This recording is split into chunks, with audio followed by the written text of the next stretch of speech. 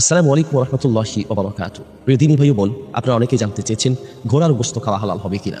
ইসলামী শরীয়তের দৃষ্টিকোণ থেকে মৌলিকভাবে ঘোড়ার গোশত খাওয়া হালাল।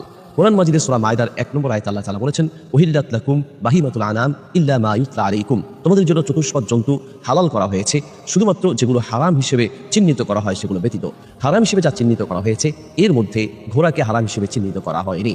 এছাড়াও আমরা বুখারী মুসলিমের হাদিসে পাই, আসমা রাদিয়াল্লাহু তাআলা আনহা থেকে বর্ণিত, তিনি বলেন, আমরা নাহারনা ফারাসান, আমরা একটি ঘোড়া জবাই করেছি, ফাকালনাহু, এবং সেই ঘোড়ার গোশত আমরা খেয়েছি, ওয়া নাহনু বিল মদিনা, মদিনায় থাকা অবস্থায়। মদিনায় থাকা অবস্থায় খাওয়ার অর্থ ইসলামের শেষের দিক পর্যন্ত প্রমাণিত হয়, অর্থাৎ এই ঘোড়ার গোশত খাওয়ার নিষেধ হওয়ার কোনো সুযোগ বা কারণ এই ধরনের কোনো সহিহ রিওয়ায়াতে পাওয়া যায় না।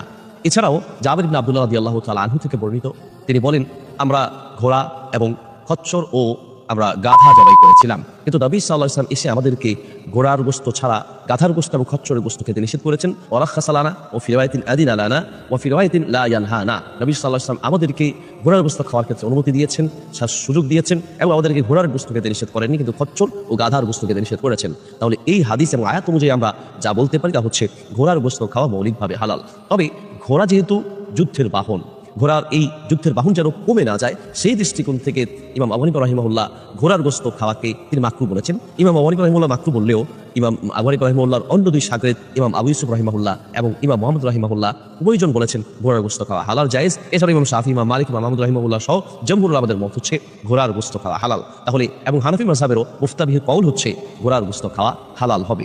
বাকি যুদ্ধের জন্য যদি কোনো স্থান এমন হয়ে থাকে যে যুদ্ধের জন্য ঘোড়া রয়েছে, সেখানে যদি সেই ঘোড়ার গোশতগুলো খাওয়া হয় তাহলে যুদ্ধের বাহন কমে যাবে, সেই দৃষ্টিকোণ থেকে ওলামায়ে কেরাম নিষেধ করে থাকেন। কিন্তু মৌলিকভাবে ঘোড়ার গোশত খাওয়া হারাম নয়, বরং ঘোড়ার গোশত খাওয়া হালাল। বাকি কারো যদি রুচিতে বাধা দেয় তাহলে সে না খেতে পারেন, খেতেই হবে বিষয়টা এরকম নয়। বাকি কেউ খেলে সেটাকে হারাম হিসেবে আখ্যায়িত করা যাবে না, কারণ হারাম করার কোনো অধিকার আমাদের কারণেই আল্লাহ এবং তার রাসূল সাল্লাল্লাহু আলাইহি ওয়াসাল্লাম ব্যতীত অন্য কেউ হারাম করার কোনো অধিকার রাখেন না।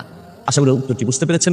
যদি কেউ চান তাহলে ঘোড়ার গোশত তারা গ্রহণ করতে পারেন, খেতে পারেন, যদি বাহন হিসেবে এটার মধ্যে কোনো কমতি বা কোনো ধরনের ঘাটতি না আসে।